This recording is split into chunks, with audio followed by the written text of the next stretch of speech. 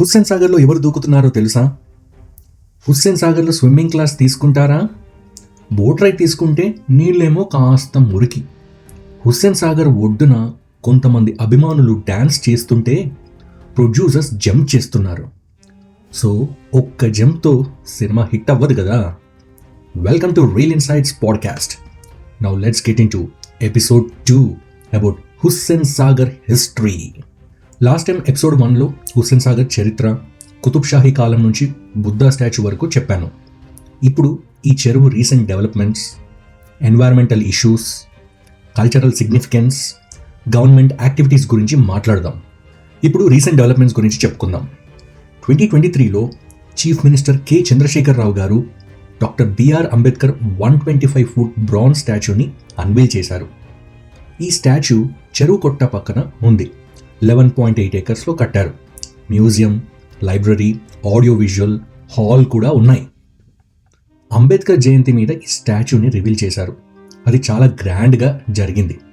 ఇంకా తెలంగాణ అమరజ్యోతి, మార్టర్స్ మెమోరియల్ని 2023 జూన్లో ఇనాగ్రేట్ చేశారు. ఈ మెమోరియల్ వరల్డ్లో biggest seamless stainless steel structure.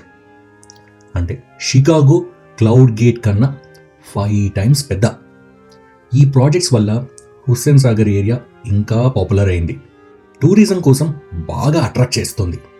Cultural significance గురించి మాట్లాడితే హుస్సేన్ సాగర్ని UNWTO 2012లో హార్ట్ ఆఫ్ ద వరల్డ్ అని డిక్లేర్ చేశారు, వరల్డ్ టూరిజం డే మీద. ఈ చెరువు హార్ట్ షేప్డ్ లేక్స్లో biggest and heritage spot. Qutb Shahi monuments పార్ట్గా యునెస్కో టెంటేటివ్ వరల్డ్ హెరిటేజ్ సైట్స్లో ఉంది, జస్ట్ లైక్ మన గోల్కొండ చార్మినార్. ఈ ఏరియాలో బిర్లా మందిర్ ఉంది. 1976లో కట్టారు వైట్ మార్బుల్తో. నౌబత్ పహాద్ మీద ఉంది. స్వామి రంగనాథానంద గారు కాన్సెక్రేట్ చేశారు. ఈ చెరువు మన కల్చర్కి ఒక symbol. Spiritual and historical value ఎక్కువ. ఈ చెరువు చుట్టూ చాలా పార్క్స్ ఉన్నాయి. లూంబిని పార్క్ 1999లో కట్టారు 7.5 ఏకర్స్లో. ఇందులో laser auditorium, musical fountains, boating ఉన్నాయి. ఫ్యామిలీ కోసం చాలా మంచి spot. Sanjeevaiah park 92 acres north సైడ్లో ఉంది. 2010లో best open landscape award win చేసింది. ప్రసాద్స్ మల్టీప్లెక్స్, ఐమాక్స్ థియేటర్ కూడా ఉంది ఎంటర్టైన్మెంట్ కోసం. నెక్లెస్ రోడ్ చెరువు చుట్టొచ్చి చాలా బ్యూటిఫుల్ డ్రైవ్. ఈవినింగ్ టైం వెళ్ళినా మంచి అనుభవం ఉంటుంది. కానీ ఈ చెరువులో ప్రాబ్లమ్స్ కూడా ఉన్నాయి. ఎన్వైరన్మెంటల్ ఇష్యూస్ బాగా సీరియస్. అర్బనైజేషన్ వల్ల పొల్యూషన్ ఎక్కువైంది. సూవేజ్, ఇండస్ట్రియల్ వేస్ట్ చెరువులో పడుతుంది. అది చాలా ఖరాబ్ చేస్తుంది. 2008లో ఒక స్టడీ చేస్తే తెలిసింది ఏంటంటే పొల్యూషన్ చాలా ఎక్కువ, వాటర్ క్వాలిటీ తగ్గింది, బయోడైవర్సిటీ అఫెక్ట్ అయింది, వెట్లాండ్ స్టేటస్ గురించి డిబేట్స్ ఉన్నాయి, మినిస్ట్రీ అండ్ స్టేట్ గవర్నమెంట్ మధ్య డిస్కషన్స్ జరుగుతున్నాయి. ఈ ఇష్యూని కంట్రోల్ చేయాలి మన నెక్స్ట్ జనరేషన్స్ కోసం. టూరిజం గురించి చెప్పాలంటే బోటింగ్ మెయిన్ అట్రాక్షన్.